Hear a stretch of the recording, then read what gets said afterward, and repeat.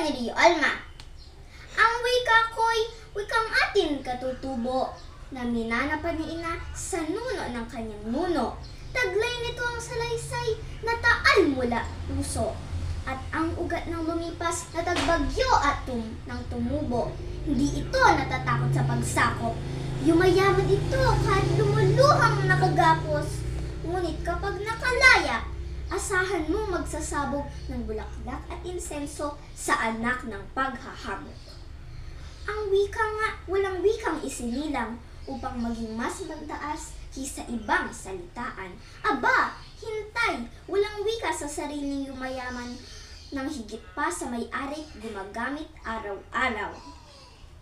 Umalab man at manalig sa banyaga, ngunit huwag lilimutin ang sarilit inang wika. Malango na sa mabangot bulaklaking dayong dila, ngunit huwag isasangla pati diwa mong malaya. Ang wika ko'y wikang atin malikhain. May hiwaga ng gunitang paghinukay lumalalim. Nang hapinmo't ang linamnam, umalap kong hapusin. Kabaak mo, buong buo, iyong iyo, pag inangkin. Wow.